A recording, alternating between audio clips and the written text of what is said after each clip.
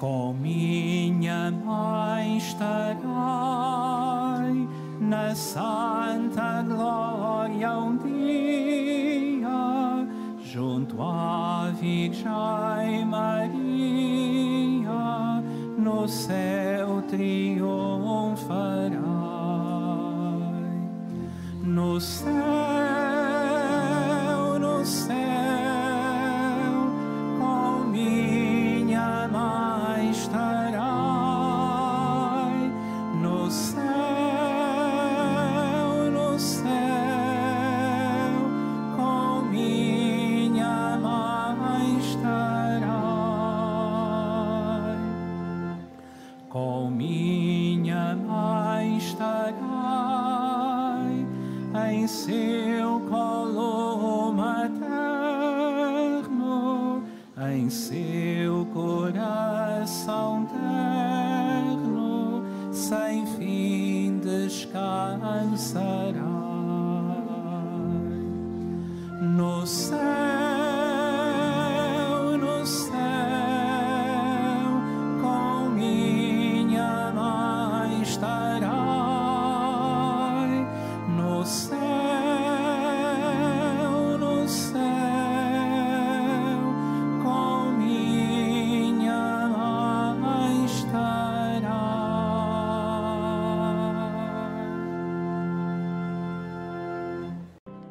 O Senhor esteja convosco. Ele está no meio de nós. Evangelho de nosso Senhor Jesus Cristo, segundo São Marcos. Glória a vós, Senhor. Naquele tempo, reuniu-se à volta de Jesus um grupo de fariseus e alguns escribas que tinham vindo de Jerusalém. Viram que alguns dos discípulos de Jesus comiam com as mãos impuras, isto é, sem as lavar. Na verdade, os fariseus e os judeus em geral só comem depois de lavar cuidadosamente as mãos, conforme a tradição dos antigos. Ao voltarem da praça pública, não comem sem antes se terem lavado. E seguem muitos outros costumes a que se prenderam por tradição, como lavar os copos, os jarros e as vasilhas de cobre. Os fariseus e os escribas perguntaram a Jesus: por que não seguem os teus discípulos a tradição dos antigos e comem sem lavar as mãos?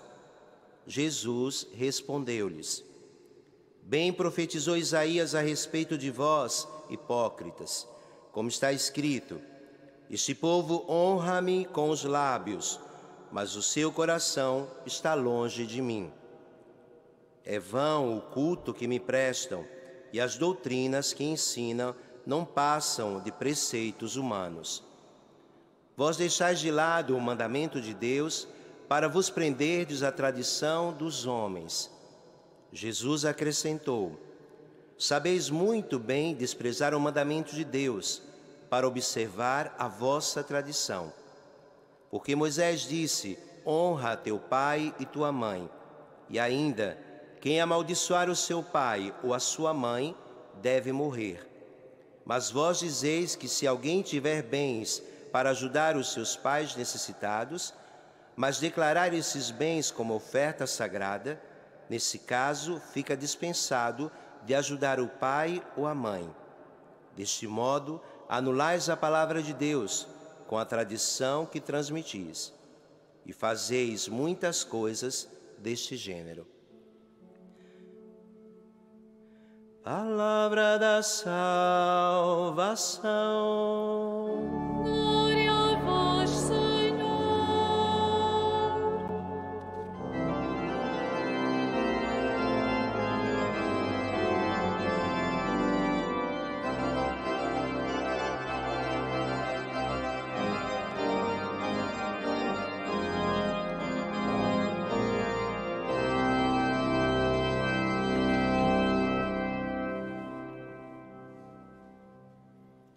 Meus caros irmãos e irmãs,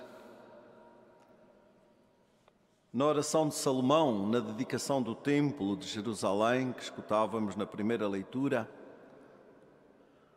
o rei dirige-se ao Senhor com estas palavras: Senhor, Deus de Israel, vós sois fiel à aliança e conservais a benevolência para com os vossos servos, quando eles andam na vossa presença de todo o coração. Mas será possível que Deus habite com os homens na terra? Será possível que Deus habite com os homens na terra? O Evangelho responde a esta pergunta de Salomão. Sim, sim, é possível que Deus habite com os homens na terra. É possível que Deus habite conosco. Nós sabemos que é possível, porque nós agora podemos ver que é possível, experimentar que é possível, porque o Senhor Jesus é Emanuel, é o Deus conosco. Vem até nós para nos garantir que agora Deus está conosco, habita no meio de nós. Nele podemos encontrar, tocar e deixarmos-nos tocar por Deus. Por isso aqui estamos, porque Ele um dia nos tocou, porque nos chamou ao batismo, nos tornou filhos queridos e amados e nunca, por nunca, nos abandona, nos deixa cair da sua mão. O Senhor está conosco. Ele é a nossa força, a razão da nossa vida. É assim que Jesus, o Deus conosco, nos apresenta uma importante reflexão acerca da lei de Deus e das tradições religiosas de Israel, convidando-nos a fixarmos-nos no essencial. Porque tal como no povo antigo, também nós hoje corremos muitas vezes o risco de nos distrairmos desse essencial. Então o ensinamento de Jesus convida-nos a fazermos um discernimento profundo e cuidadoso, a fim de podermos distinguir entre aquilo que é a vontade de Deus expressa na lei e as tradições religiosas, que são tantas vezes elaborações humanas e que às vezes correm o risco de se substituírem ao mandamento fundamental de Jesus, chegando a desorientar quem as segue, ao ponto de contradizer a vontade de Deus.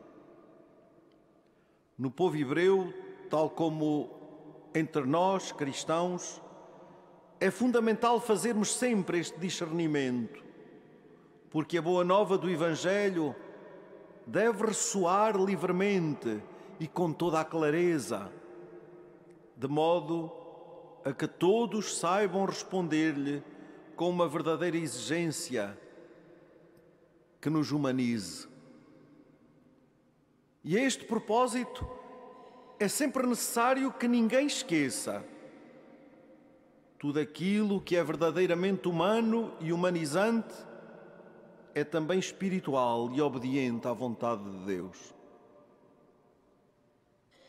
São Marcos, no Evangelho, apresenta-nos uma controvérsia que opõe Jesus aos escribas e fariseus, que são homens religiosos que conheciam bem a lei de Deus e pensavam que a praticavam exemplarmente. Eles observavam de maneira crítica os discípulos de Jesus, os quais não faziam as tradicionais lavagens das mãos antes de comer. Como já tinha acontecido antes, aparece a pergunta mal intencionada dirigida a Jesus por parte destes: por que não seguem os teus discípulos as tradições dos antigos e comem sem lavar as mãos? Em resposta, Jesus, de modo duro e firme, acusa-os de hipócritas. Mas reparem, não porque seja mal lavar as mãos, é uma atitude higiênica, até ainda hoje nós. Mas o modo como tudo isto acontece. E Jesus diz-lhes: vós deixais de lado o mandamento de Deus para vos prenderdes à tradição dos homens. Sois verdadeiramente habilidosos na arte de iludir o mandamento de Deus para observar apenas as vossas tradições.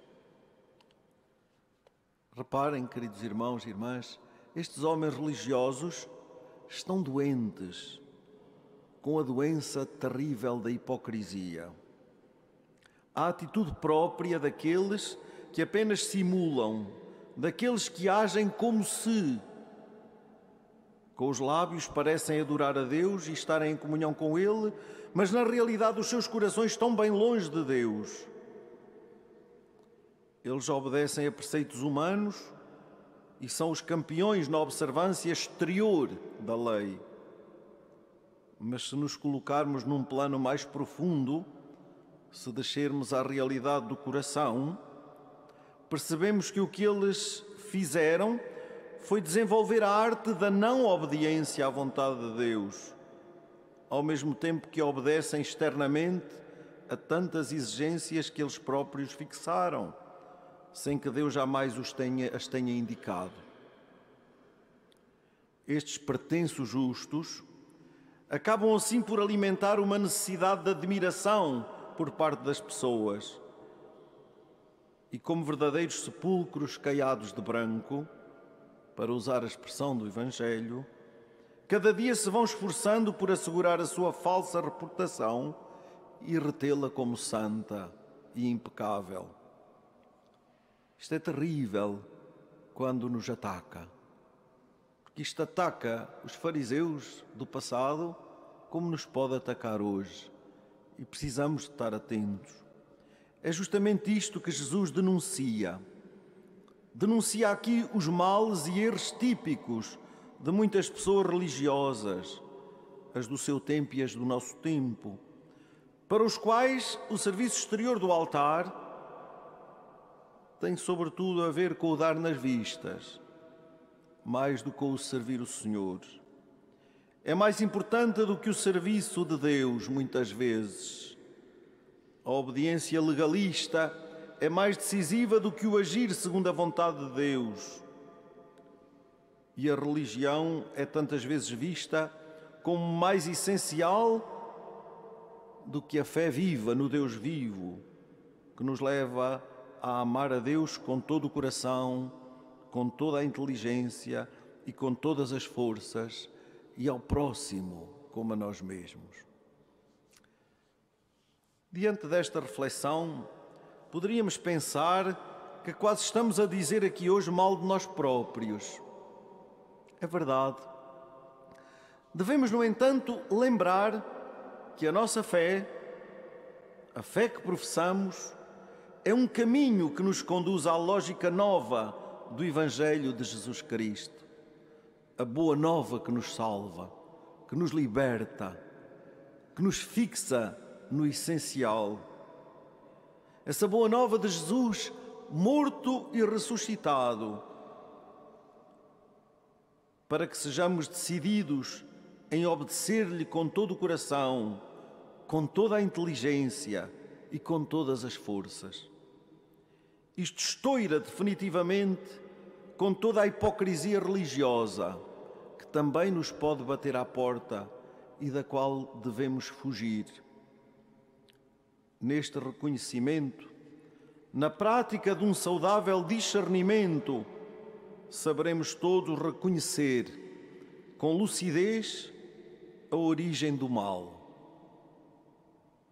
Essa origem não está nos outros, como tantas vezes corremos o risco de gastar o nosso tempo e a nossa cabeça a magicar. Não, o mal não está nos outros, antes de mais. Ou nas realidades exteriores, numa consideração sempre negativa da realidade do mundo em que vivemos. Mas o mal está muitas vezes radicado no coração de cada um de nós, É aí que o temos de combater. Por isso, o convite à conversão é constante no Evangelho. Estamos aqui num lugar onde a Mãe do Céu veio justamente convidar-nos a isso, à conversão. Quando nos pede que rezemos pela conversão dos pecadores, estamos a rezar pela nossa própria conversão, porque pecadores somos todos nós, que precisamos de todos os dias de adequar o nosso coração ao coração de Deus, a nossa vontade à vontade de Deus, o nosso estilo ao estilo de Jesus, o Deus conosco. Combater esse mal que está tantas vezes radicado no nosso coração, naquela profundidade na qual se decide os sentimentos, os pensamentos e as ações da nossa vida. Queridos irmãos e irmãs, na verdade, nós crentes somos chamados a descobrir na profundidade do coração a fonte da nossa incapacidade de realizarmos a vontade de Deus, mas também a fonte de todas as nossas possibilidades em acolhê-lo, em fazer a sua vontade, em ser-lhe fiel, em segui-lo de coração sincero e generoso, em experimentar a sua paz, o seu amor, a sua ternura, a força para irmos por diante na fidelidade ao Evangelho e à voz deste Jesus que nos chama e nos convoca a toda a hora para vivermos na sua alegria, na sua paz, no seu amor, na sua intimidade. Não devemos atirar para cima dos outros a responsabilidade dos nossos próprios pecados.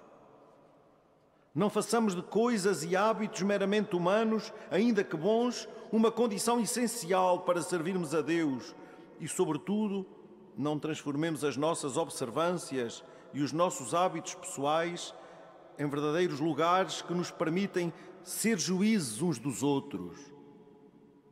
Só Deus é Deus, só Deus é Senhor, só Deus é juiz, misericordioso e bom, porque só Deus nos ama como ninguém e nos consentirá habitar para sempre na sua casa, servi-lo com alegria, experimentar a beleza da sua presença.